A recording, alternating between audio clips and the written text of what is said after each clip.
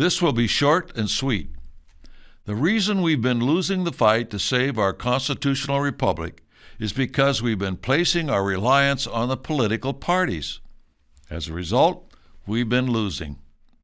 Let me quote two sources relative to the bad idea of a two-party system. The first comes from John Adams.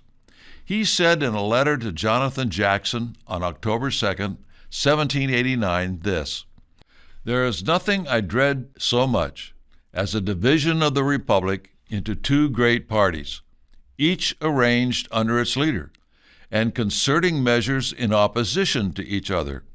This, in my humble apprehension, is to be dreaded as the greatest political evil under our Constitution." Unquote. Adams, and Washington as well, understood that sooner or later the parties would become more important than the country and the Constitution. It was the nature of such alliances, and that is what has happened. Another quote comes from a man who did a great deal to expose the conspiracy that comprises the deep state, Professor Carroll Quigley, professor at Georgetown University, in his opus, Tragedy and Hope. The argument that the two parties should represent opposed ideals and policies is a foolish idea, acceptable only to doctrinaire and academic thinkers.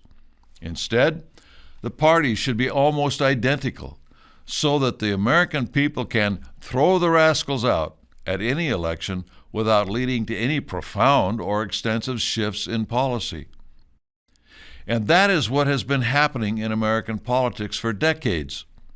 While the grassroots of the parties believe their leaders stand in opposite corners of politics, the reality is their leaders have been engaging in an elaborate Punch and Judy show, designed to fool the audience that they really do disagree.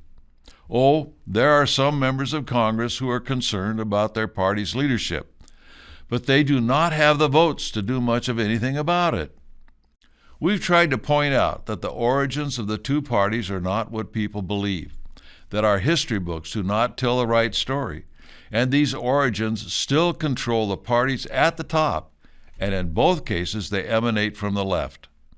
The overall strategy used is one of compromise.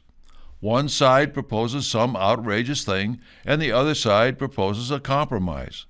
The compromise is adopted, and everyone breathes a sigh of relief, and the people go back to sleep until the next outrageous proposal, which also reaches another compromise. After a while, the issue is dead and buried under the compromises. It is now visible in the bills being debated relative to infrastructure, general spending, and the debt. Debate rages that the bills are too high, yet both sides of the aisle vote for the compromises. The remedy doesn't rest in a third party. A third party will always need manpower and money. The insiders have an abundance of both and would infiltrate and control any viable third party very quickly. The solution isn't a man on a white horse. That leadership could change in a heartbeat. So what is the solution? The solution is you, educating yourself and others, and then electing men and women who will stand for the Constitution and then pressuring them to do so. Once the election is over, the battle is just beginning. We must be in constant contact with our people in office at all levels. Never trust those in office. Rather, bind them down with the chains of the Constitution. Let your representatives know that you are aware of how they vote. Compliment them when they vote constitutionally and scold them when they're not adhering to it. Politely, of course. But you have to let them know how you feel before they vote. And don't stand still for any mealy-mouthed letters explaining their position to you. Get back with them again and point out the Constitution to them. They constantly need reminding what they took an oath to defend, the Constitution.